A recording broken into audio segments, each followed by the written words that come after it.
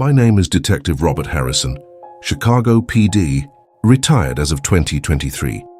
What happened on the grandeur of the waves in August 2018 still keeps me up at night, and I believe people deserve to know the truth, or at least as much of it as I understand. My wife Linda and I had booked a 10-day Alaskan cruise out of Seattle. We'd been planning it for 2 years, saving every extra dollar. I'd just retired after 32 years on the force, and this was supposed to be our fresh start. Just relaxation, beautiful scenery, and time to reconnect after decades of me bringing the job home with me. We met Sarah Mitchell on the second day. She was sitting alone at breakfast in the Windjammer Cafe, reading a book about glaciers. Linda struck up a conversation. Sarah was 28, a marine biologist from Portland researching whale migration patterns. She was traveling solo, taking a break between projects. She seemed nice, quiet, intelligent, a little shy. Over the next few days, we'd run into her occasionally and always stop to chat.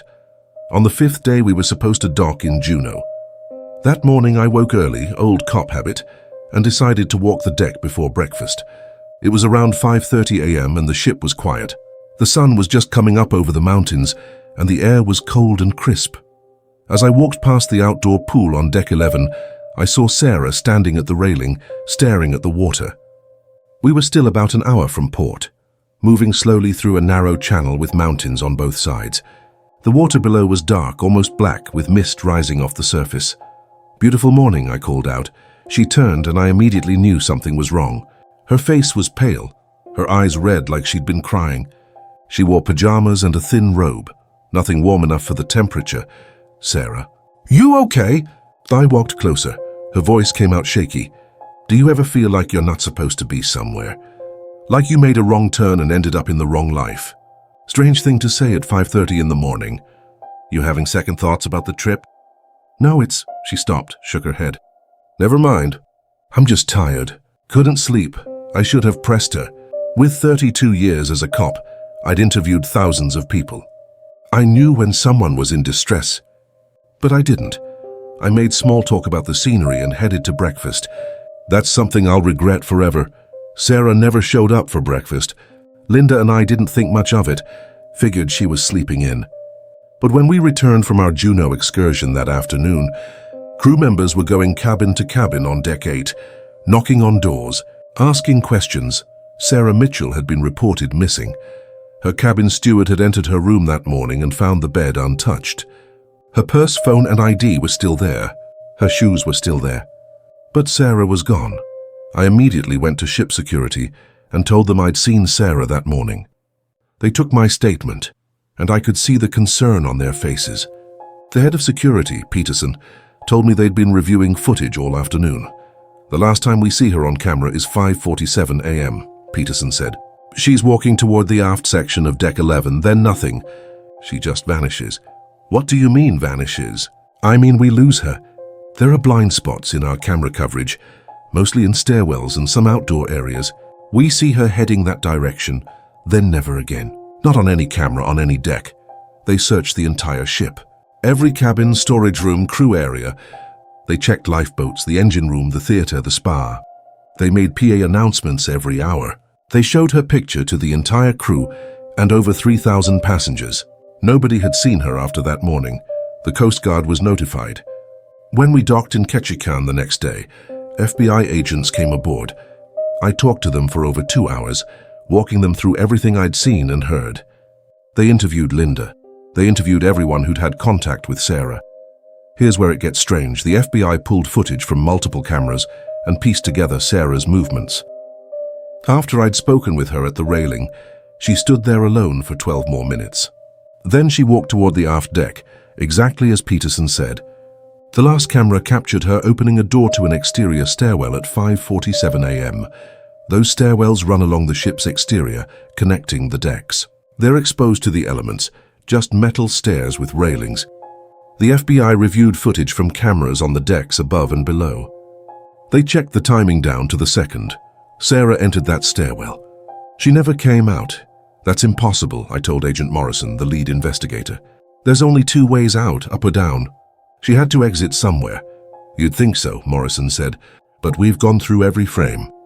We've checked the timestamps. Unless she stayed in that stairwell for hours, which makes no sense. She disappeared inside it. They searched that stairwell top to bottom. They brought in dogs. They checked for structural anomalies, any way she could have accessed the ship's interior through walls or floor. Nothing. The working theory was that Sarah had jumped, that she'd climbed over the railing and dropped into the ocean. It was the only explanation that made sense, even though it made no sense at all. Her family flew to Seattle. I met her parents. They were devastated. They insisted Sarah wasn't suicidal. She'd been happy, excited about her research, had plans for the year ahead. They couldn't understand it.